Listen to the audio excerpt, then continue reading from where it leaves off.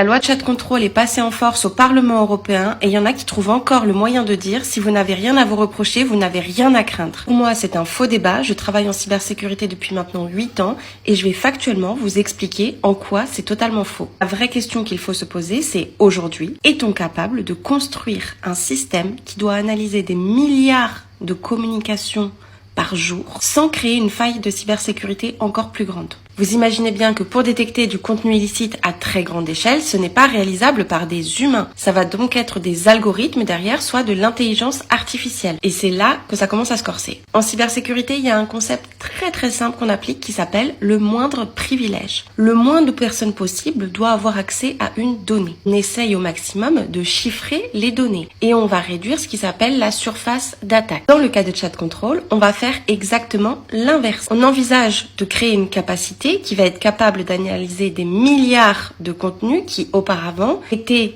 privés, voire même parfois protégés par des messageries chiffrées. La V2 d'ailleurs de chat control souhaite s'attaquer aux messageries chiffrées en les forçant à mettre en place des failles de sécurité pour pouvoir espionner ce contenu. Même si l'objectif premier de protection des enfants est légitime, l'infrastructure sur laquelle ça va reposer, c'est très dangereux. Parce qu'il faut pas se voiler la face. Il suffit de voir l'État en France aujourd'hui. Il va pas y avoir que des personnes bienveillantes qui vont vouloir accéder à ces contenus. Au contraire, cybercriminels ou des États même vont avoir tout intérêt à vouloir compromettre ces systèmes. Plus un système y concentre de données sensibles à un seul et même endroit, plus il devient une cible. Deuxième problème, l'intelligence artificielle, elle est pas du tout infaillible. Elle peut produire des faux positifs, des faux négatifs. Elle peut mal interpréter un contexte. Elle peut même être contournée et manipulée. Or là, on est quand même sur un sujet très sensible pour lesquels les conséquences peuvent être particulièrement lourdes. Enfin, il y a des questions de souveraineté. Qui est-ce qui va développer ce modèle? Où est-ce qu'on va l'héberger? À quelle juridiction les infrastructures vont-elles devoir se soumettre? Quelles sont les garanties d'audit, de transparence? J'irais même jusqu'à dire d'indépendance technologique. Parce qu'en France, on parle quand même beaucoup de souveraineté numérique et il serait complètement paradoxal qu'on aille héberger ça, par exemple, aux États-Unis. Et enfin, dernier sujet, et je m'arrêterai là, qu'est-ce qui se passera dans 5 ou 10 ans? Parce qu'une fois qu'on collecte la donnée,